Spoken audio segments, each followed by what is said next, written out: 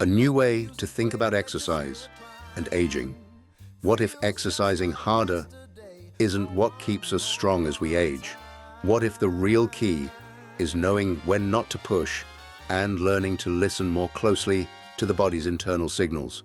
Many people focus on heart rate, but another signal tells a deeper story about how the body handles stress and recovery. It's called heart rate variability, or HRV. HRV refers to the natural variation in time between each heartbeat. Even though the heart beats regularly, the spacing between beats constantly changes. This variation is controlled by the autonomic nervous system, the system that balances effort and recovery. As we age, this system doesn't disappear, it changes. What changes with HRV as we age? Scientific research consistently shows that average HRV values tend to decline with age. This is a normal physiological process influenced by slower recovery, reduced parasympathetic activity, and longer adaptation timelines. This decline does not mean the body has stopped adapting. It means adaptation requires more support. What matters most is not the number itself, but how HRV changes relative to your own baseline over time. Two people of the same age can have very different HRV patterns and both be functioning well. What does not change? Adaptability. Even in older adults, HRV still responds to daily life. It reflects sleep quality, emotional stress, mental load, and physical activity. HRV still rises after restorative rest. It still drops after cumulative stress.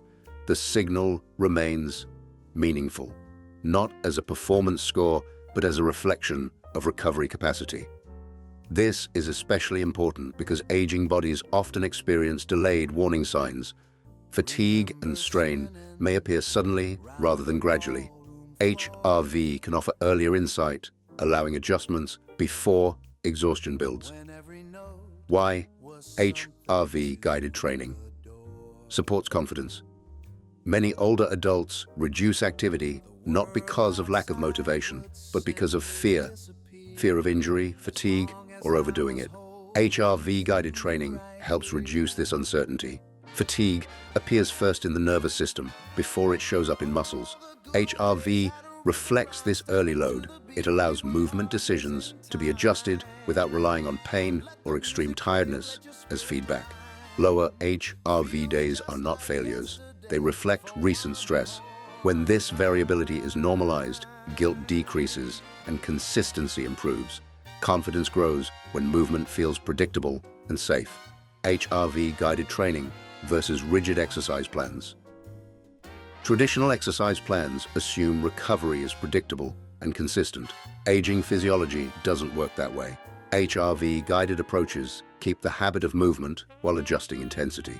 On lower recovery days, movement may shift toward walking, mobility, or balance.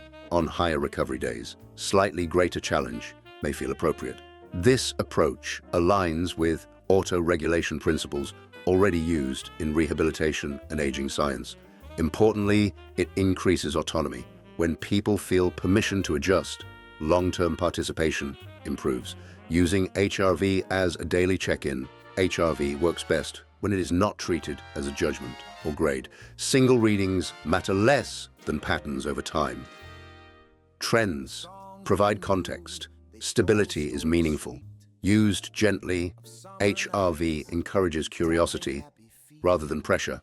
It supports self-regulation, trust in bodily signals, and sustainable movement habits.